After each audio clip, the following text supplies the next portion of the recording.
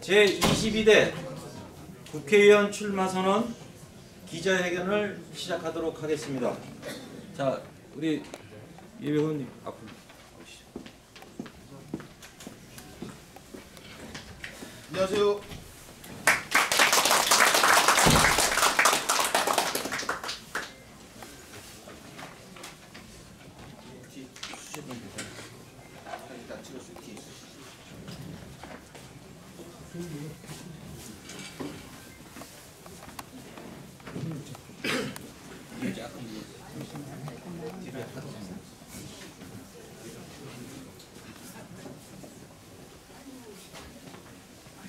우리 예쁜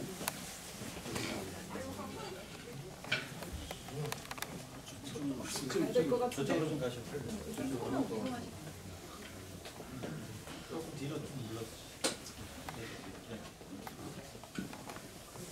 사진 먼저 찍고 시작하겠습니다. 사진 먼저 찍으세요.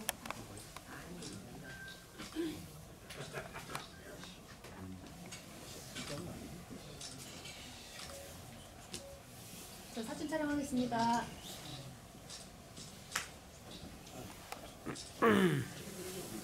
조금만 이쪽으로 조금만 더 오시겠어요? 현수막 안쪽으로 다 들어가셔야 되거든요. 부탁드리게. 정렬하면 사진 찍는 거 부탁드리겠습니다. 아직 아니라서 이쪽으로 아니요, 잠시만요. 안쪽으로 다 들어가실게요. 안 나오세요. 네, 네. 조금만 더 들어오시고. 키 크신 분들은 사이사이에 서주시겠어요? 네네. 자, 사진 찍겠습니다. 카메라 봐주시고 하나, 둘, 셋. 자, 다시 한번 찍겠습니다. 하나, 둘, 셋. 말씀 좀 한번 해주세요. 그냥 네, 아무 말씀이나. 예. 자, 자, 손 좀 내려주세요. 아니 앞에. 뭐 기념 촬영하는 건지 주세요. 이거 먼저 찍어야 아무 말씀이나. 저희 예. 안녕하세요, 권석창입니다. 찍어요. 예. 잠시 후 시작을 하겠습니다. 뒤에 계신 분들 좀 뭐 금방 끝나니까 경청해 주시면 감사하겠습니다.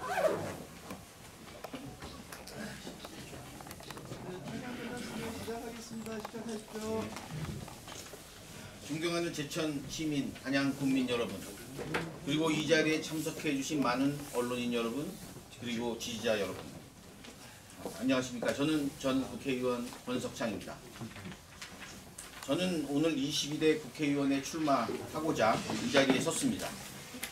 이 자리에 다시 서기까지는 많은 고민을 했습니다. 편안하고 안락한 삶의 여유를 즐길 수 있는 개인의 삶을 제쳐두고 늘 힘들고 숙명적으로 비난받는 걸 감수해야 하는 정치인의 길을 걷기 위해 결심하는 과정이 쉽지만은 않았습니다. 제가 낙마하는 과정이 단순한 저의 불찰만이 아니라는 것을 알았기 때문에 권모술수가 판치는 정치판에 혐오를 느낀 적도 있었습니다. 그러나 아무리 험난한 길이라 하더라도 고향의 발전과 그리고 시민, 국민에게 봉사하고 싶은 마음을 한시도 놓을 수 없었기에 제천 단양에서 정치인의 삶을 다시 선택하게 되었습니다.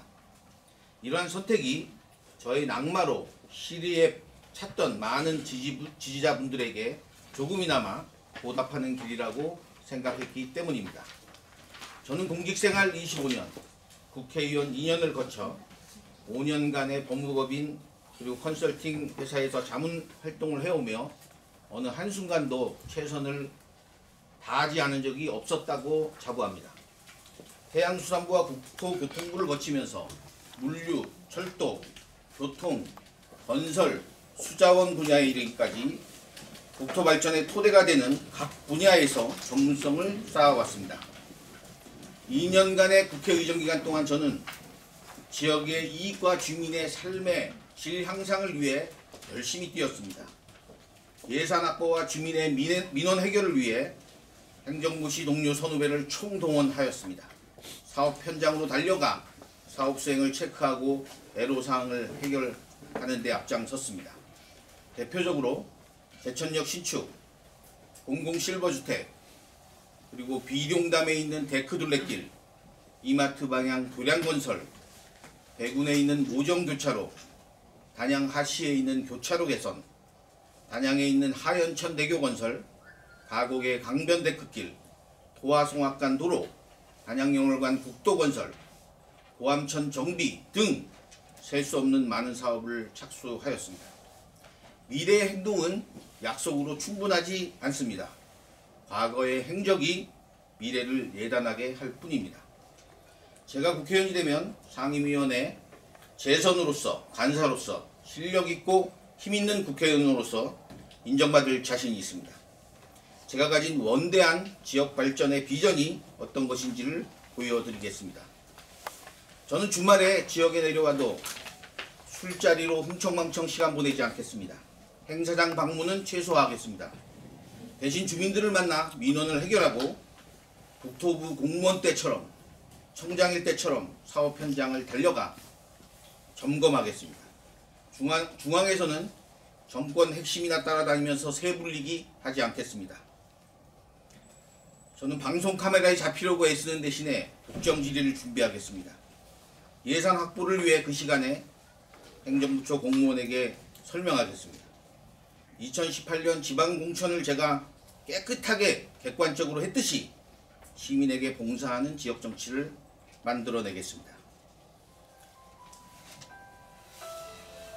저는 출세하려고 정치를 시작한 것이 아닙니다. 10년 이상 남은 공무원의 길을 포기하고 장차관이 되는 길을 포기하고 힘든 길을 선택했습니다. 그만큼 남다른 각오로 정치에 임했습니다. 늘 바른 소리 하려고 하고 고위공직자 출신이라는 배경과 넘치는 자신감 때문에 건방지다는 소리를 듣기도 합니다.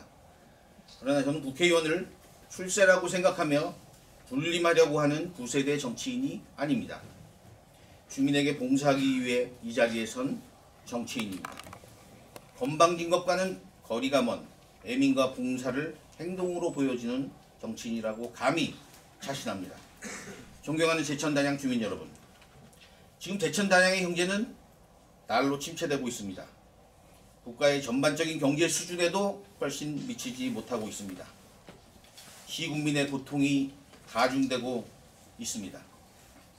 제천단양의 발전을 위해 정원석 창이 그동안 쌓은 경험과 실력과 노하우를 총동원하여 여러분께서 자부심을 가질 수 있는 그런 지역으로, 그런 제천단양을 만들어낼 것이라고 확신합니다. 여러분이 지지해주는 한 표 한 표가 소중한 우리 지역 발전의 밑거름이 될 거라고 생각을 합니다. 오늘은 제가 국회의원 선거 출마 의지와 과거의 소회, 그리고 저의 국회의원이 된다면 저의 비전, 이거를 여러분 앞에서 밝히는데 이 자리에 섰습니다. 구체적인 공약과 실천 공약에 대해서는 추후에 이 자리에서 약 2차례에 걸쳐 공약 발표회를 다시 가질 생각입니다. 여러분 간단하게 마치겠습니다. 질문 받도록 하겠습니다. 고맙습니다.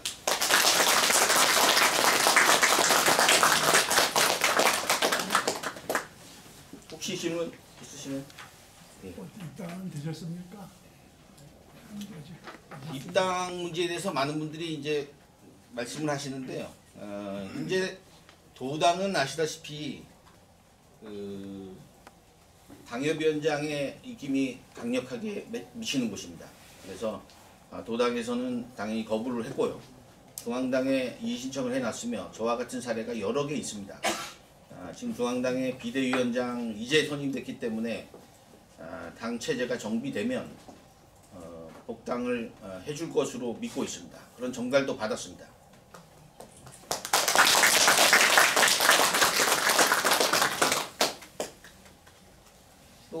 또 복당에 대해서 추가로 부연 설명을 더 해드리면 어떤 분들이 입당이 되는지 그게 궁금합니다. 복당이 복당이 제가 말씀드린 대로 중앙당이 만약에 그럴 리는 없습니다만은 어떤 언론인들은 무슨 출마를 하느냐라고 여쭙고 하는데요. 세상에는 정치라는 건 하루 전날도 알 수가 없는 상황이니까 만약에 안 된다면 저는 무소속으로 출마할 겁니다. 그리고 그로 인한 보수 분열의 책임은 당연히 입당 방해 세력에 있는 겁니다. 다른 예를 들어서 다른 모 씨처럼 가만히 있는 당을 차고 나가서 만약에 보수가 분열돼서 한석을 잃는다면 그 책임은 당을 박차고 나간 사람한테 있겠지만 저의 경우에는 입당을 하겠다고 했는데 막아서 생기는 결과 책임에 대해서는 저에게 없다는 것을 다시 한번 말씀드립니다. 지금 전해지는 말로는 뭐 이달 30일까지 그 공당을 중앙당에서 받아주겠다 이렇게 알려지고 있는데 그 맞는 말입니다.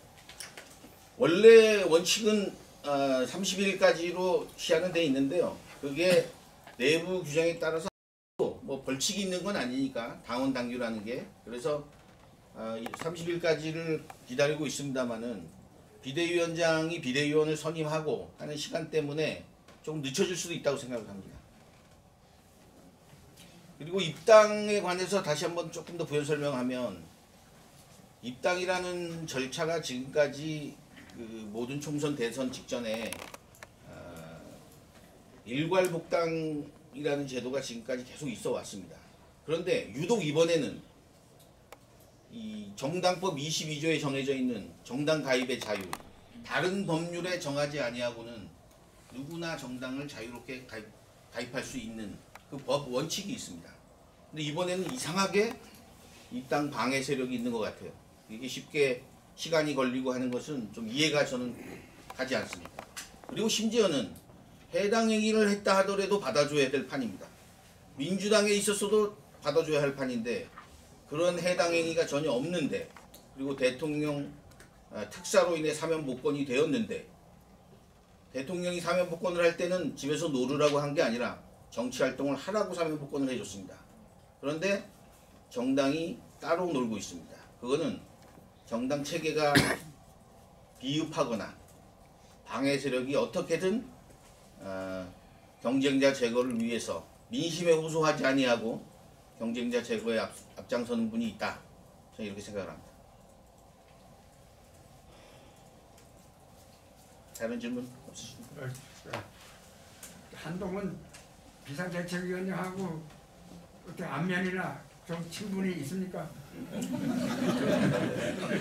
개인적인 말씀이라서 제가 뭐 답변 드리긴 곤란하지만 한마디 분명히 말씀드릴 수 있는 것은 사면복권할 때 그분이 대통령한테 복원하는 과정에서 저희가 밀접한 관계다 보니까 직접 만나진 못했지만 저희 간에서 아주 잘 알고 있고 사면복권을 해줄 때 대통령 보고한 사람이 한동훈 비대위원장입니다.